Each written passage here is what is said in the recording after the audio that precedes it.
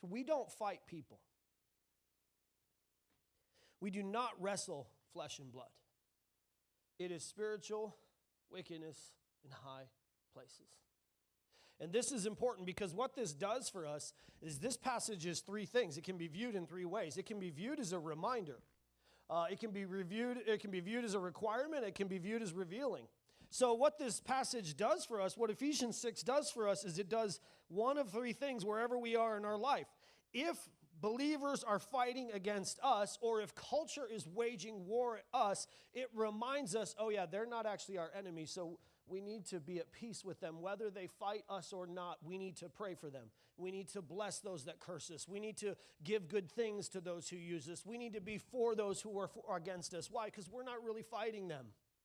It's a reminder that when people curse your name and curse you out, and when culture turns against you, people will try to wrestle us, but we do not wrestle them. We don't wrestle church members.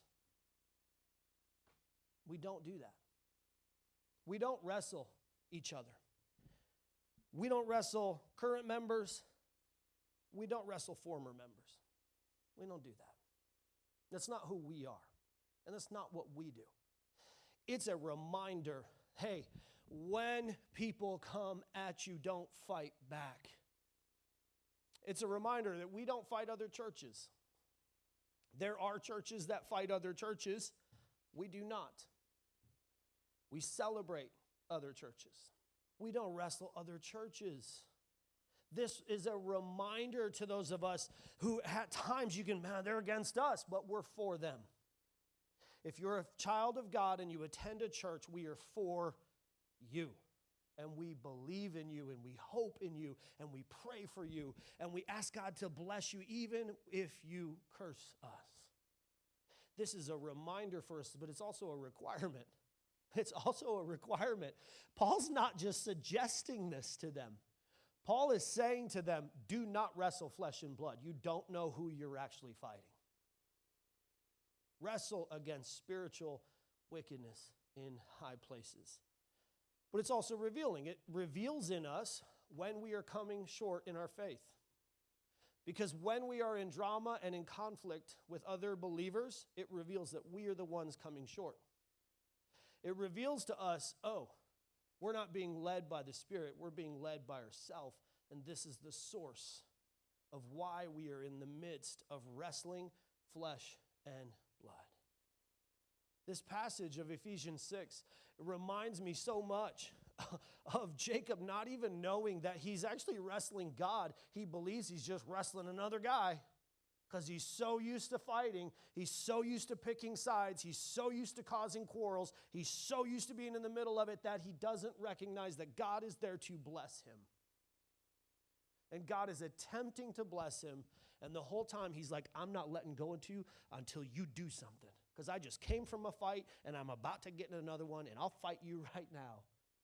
And God's like, bro, I'm trying to change the course of your history. Let go. Jacob's born holding on, fighting for control. And I find so often, if I was going to write a letter to the church of Columbus, I'd say, hey, let go of control. Give it to the Spirit of God. Our groups do not compete with other groups. Worship does not compete with Connect Center. We don't compete with other churches. That's not what we do. We fight Satan for the souls of people. That's the battle. In Ephesians and Galatians, Paul is pleading with the church, don't fight with them. They might wrestle you. You don't wrestle against them. I wrote this down in my notes for the staff. I said, while others war over words, we focus on fruit. That has to be our focus. Love, joy, peace. Not proving our point to someone. Well, I told you. That's not the point. Not proving to our spouse that we were right. Not 3 months ago you said this. No, that's not the point. Love, joy, peace. These things are the point. Jacob was so used to wrestling people, he wasn't aware that he was actually wrestling God. He was just finishing a fight and on his way to another one, and he had been wrestling since birth, all the time fighting the very person who wanted to give him the blessing he desperately craved. Don't fight people from your past. Let the past be the past. Don't fight upcoming battles in your head. Don't go into a meeting ready to go to war over what you think might happen. Be in the round you're in.